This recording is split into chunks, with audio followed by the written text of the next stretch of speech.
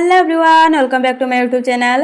तो स्टूडेंट आज हम देखा +3 सेकंड सेमिस्टर जो मानकर SCC election studies and public opinion रही है वीडियो खास करी तो स्टूडेंट आज हम देखा क्वेश्चन सिलेक्टेड क्वेश्चन देखा जोटा कि तुम मानकर एससीसी इलेक्शन स्टडीज तो 10टी क्वेश्चन नहीं आसी तुम मानी आउ एभली क्वेश्चन जो मानक सिलेक्टेड क्वेश्चन दरकार से मैंने पे करी ओनली 50 टंका पे करी मो पाखर नहीं पारे जो मानक दरकार डीएम करें।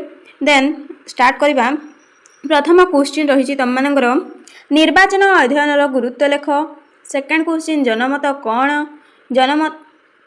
कौन तुम मानक लिखा पड़ो। देन तुम मानकर थर्ड नंबर क्वेश्चन रही जनमत प्रस्तुत करा जाउथिबा मंच गुड़िकर मूल्यांकन कर। देन 4 नंबर क्वेश्चन रही जनमत गठन पर आवश्यक शर्तावली लेख।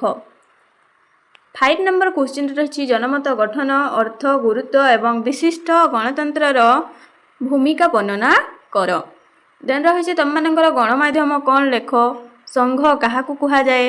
राजनैतिक दल विषय वर्णना कर। निर्वाचन अध्ययन अर्थ गुरुत्व और उद्देश्य विषय आलोचना कर। एंड लास्ट क्वेश्चन रही जनमत एवं नीति निर्माण संपर्क व्याख्या कर। तो जो पिला माननकु सिलेक्टेड क्वेश्चन दरकार डीएम करंतु। देन आउ हाँ जो पिला माने टेलीग्राम चैनल रे जॉइन होई नहंती जाइकी जॉइन हुअंतु। आ वीडियोटी भल लागिथिले like comment share and subscribe निहाती कर देबे। किछि भी डाउट थिले कमेंट माध्यम रे जणेबे।